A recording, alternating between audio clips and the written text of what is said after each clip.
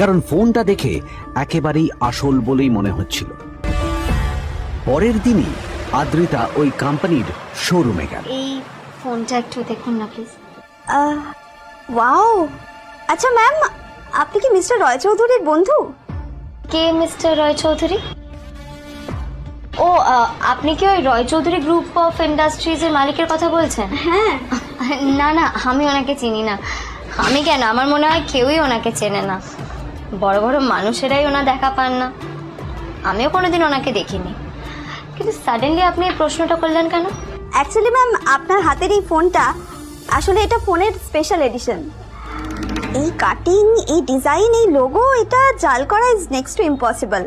আর গোটা ভারতে বিক্রি হওয়া এই ফোনের সেকেন্ড পিস এটা, যেটা মিস্টার রয় চৌধুরী কিনেছিলেন।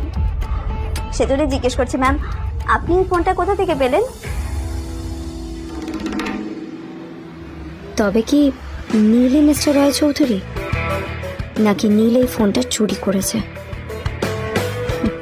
বেকার নীলের কাছেই কোটি টাকার ফোন কোথা থেকে এলো? নীলের সত্যিটা তাহলে কি?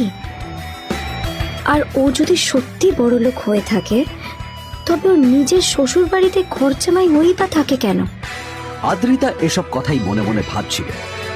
তবে আদ্রিতার বিশ্বাস ছিল যে কোনো না কোনো মতলব করেই নীল এই ফোনটা আদ্রিতার জন্য নিয়ে এসেছিল। কিছুদিন পর আদ্রিতা সেই ফোনটার কথা ভুলে গেল।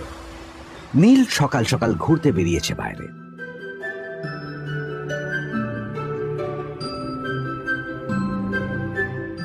কটা বাজে রে? আমার খুব লেট হয়ে গেছে বুঝলি। তোরা খেল, ঠিক আছে? তোরা খেল, আমি আসছি।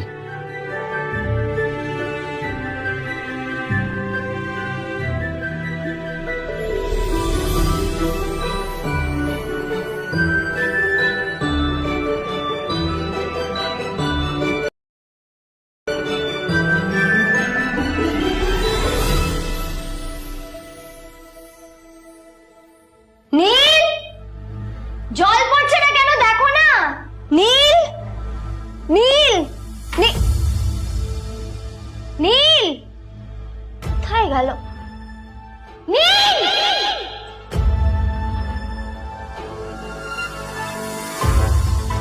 নীল, নীলকে ডাকছে কেন বলতো? ওইদিকে বাড়িতে আদ্রিতা আর চিত্রা আশ্চর্য হয়ে গেল যে নীল হঠাৎ কোথায় উধাও হয়ে গেল। মা, তোমাকে কিছু বলে গেছে নীল? হ্যাঁ, কোথায় গেছে ও? না, আমি ওর কোনো খোঁজ খবর রাখি না। এবার একটা কথা মনে হচ্ছে, ওকে না এবার একটু শীতে করতে হবে। একটা কাজে যদি আসতো ছেলেটা, যখনই কোনো কাজের কথা বলি ভ্যানিশ হয়ে যায়। আমি ওকে বলেছিলাম আর&বি গোল্ডেন ডায়মন্ড থেকে আমার সেটটা নিয়ে আসতে, আনেনি। আনেনি।